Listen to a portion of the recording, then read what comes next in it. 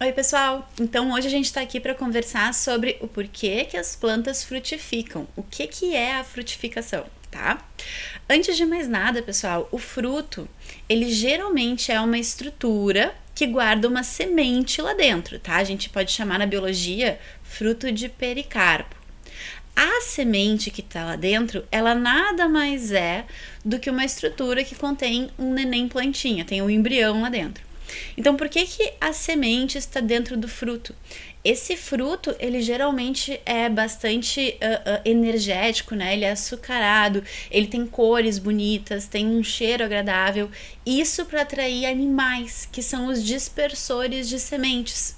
Uma vez que uma planta produz um fruto, dentro desse fruto tu tem um neném plantinha, é vantajoso para essa planta, já que ela não tem pernas, né? Que um animal se alimente desse fruto e defeque a semente a quilômetros de distância da planta mãe, metros de distância da planta mãe. Essa é a forma que as plantas têm para conquistar novos territórios. E aí, em novos ambientes, podem acontecer novos processos de seleção natural e novas variedades vegetais podem surgir. Tá? Então, a ideia do fruto é essa, é atrair um animal que vai, de alguma maneira, transportar essa semente para longe. Isso para o grupo de frutos que a gente chama de frutos carnosos, né? Existem outros frutos que são os frutos secos, mas mais tarde a gente conversa sobre isso. Então, a ideia geral é essa, fruto serve para atrair um animal, para que esse animal, de alguma forma, transporte essa semente para longe da planta mãe. E da onde que vem esse fruto, né? Esse fruto, pessoal, vem, como vocês podem ver nessa imagem aqui, das flores. As flores têm todas essas estruturas bonitas, né? Pétalas, sépalas e toda aquela estrutura reprodutiva lá dentro, justamente para atrair os animais que a gente vai chamar de polinizadores. Veja que são dois tipos de animais diferentes. O polinizador é o que traz o pólen para as flores. O dispersor é o que se alimenta de frutos para dispersar as sementes para outros locais. Então, quando a tua planta está florescendo, está produzindo flores, ela está querendo se reproduzir para gerar o que? Mais tarde a semente com o neném plantinha lá dentro, tá? Então, as flores nada mais são do que estruturas reprodutivas. E nas flores a gente vai ter estruturas masculinas e ou estruturas femininas. Essa parte mais interna aqui, ó, que eu vou marcar em azul, tá? Toda essa parte mais interna é a parte feminina, que a gente chama de pistilo.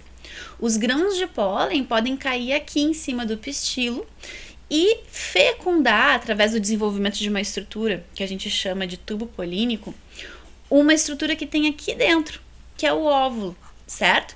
Então, para que esse grão de pólen chegue aqui em cima, a gente precisa geralmente de uma abelhinha, a gente precisa geralmente de um inseto, pode ser até um morcego, dependendo da flor, que traga este grão de pólen para cima dessa parte feminina. Qual é a parte masculina? A parte masculina são essas anteninhas que vocês estão vendo aqui.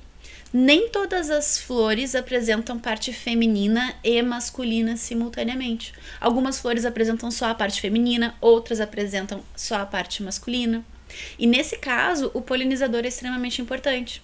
Então, o que a flor faz? Ela produz pétalas chamativas para esse animal, produz um cheiro chamativo para esse animal, produz néctar que alimentará esse animal.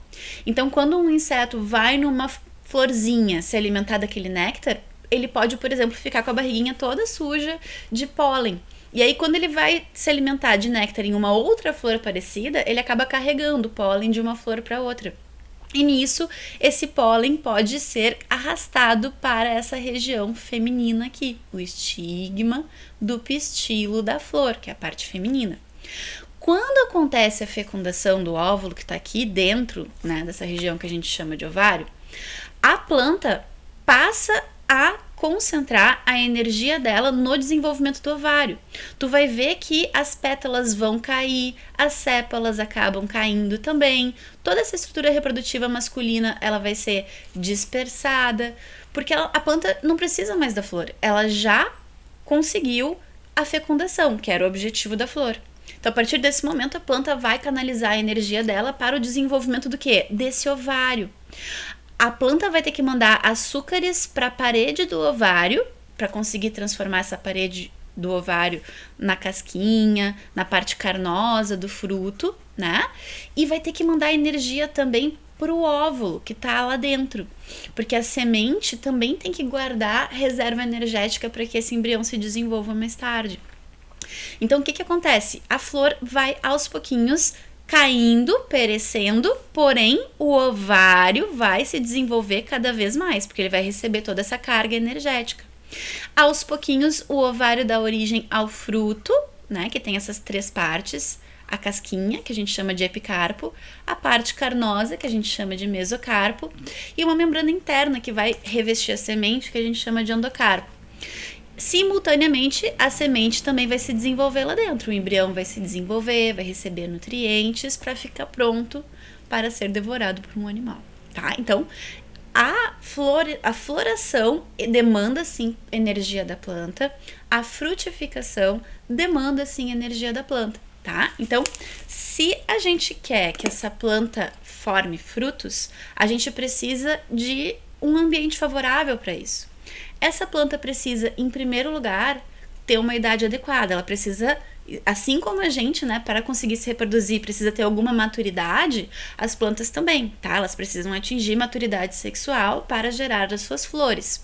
Ainda assim, tendo flores, ela ainda precisa de todo um outro repertório de coisas importantes. Em primeiro lugar, nutrientes. Ela precisa estar num solo com uma adubação boa, tá? Senão, ela, para florescer e frutificar, ela vai precisar acabar gastando as suas próprias reservas. E isso, para um bonsaísta, é bem sabido que não é legal, que ela consuma suas próprias reservas, né? O ideal é que ela tenha os nutrientes necessários para fazer o que ela precisa naquele momento. Além disso, pessoal, também é importantíssimo que essa planta tenha polinizadores. Existem plantas que formam um tipo de fruto sem sementes, que a gente chama de fruto partenocárpico, como é o caso da banana, por exemplo, né? Então, nesses casos, esse fruto sem semente foi formado sem um processo de fecundação. São hormônios que fazem aquela planta gerar, a partir das flores, frutos sem sementes. Mas na maioria dos casos, as flores precisam receber o pólen para que o óvulo se desenvolva em embrião e a partir daí o ovário se desenvolva em fruto. Então, se faz, por exemplo, uma utilização muito seguida de agrotóxicos, né, sejam eles fungicidas ou inseticidas, existe uma grande possibilidade de que tu esteja matando o polinizador que vai trazer o grão de pólen para lá e vai permitir a frutificação. Então, agrotóxico nunca é bom quando utilizado em excesso, sem conhecer os ciclos da planta. Sem falar que os agrotóxicos, eles também podem afetar a microbiota do solo, os micro-organismos que estão no solo junto às raízes das plantas. Micro-organismos esses que podem formar micorrizas, que podem estar fixando nitrogênio e outros nutrientes para os vegetais. Então, todas essas são situações importantes para vocês considerarem para que a planta tenha uma frutificação legal, tá? Primeiro lugar, boa maturidade. A planta não vai ser uma planta jovem que do nada, né, vai florescer. Ela tem que ter uma certa idade. Segundo lugar, ela precisa ter todos os nutrientes necessários. Em terceiro lugar, pessoal, ela precisa também estar livre de um excesso de agrotóxicos, tá? Substâncias que são agressivas, não apenas por os micro-organismos do solo que mobilizam nutriente para a planta, mas também para os polinizadores. Sem esses polinizadores, não tem como ter a fecundação e o surgimento do óvulo, salvo em algumas exceções, como no caso dos frutos partenocárpicos. Outro detalhe importante, não se esqueçam que o vaso do bonsai, ele é um ambiente finito de nutrientes, né? Então, essa adubação, ela tem que ser feita de tempos em tempos de acordo com a tua planta. Quem é que tu tá cultivando? Quais são os principais nutrientes para a tua plantinha, tá? Uma outra coisa importante é a questão da poda, tá? É sabido que em uma grande parte, né, de espécies vegetais, aqueles ramos mais antigos, eles tendem a florescer e frutificar menos. É mais comum que a gente tenha isso em ramos mais jovens de uma árvore madura. Certo, pessoal? Então, por hoje era isso. Um super mega master beijo e até lá!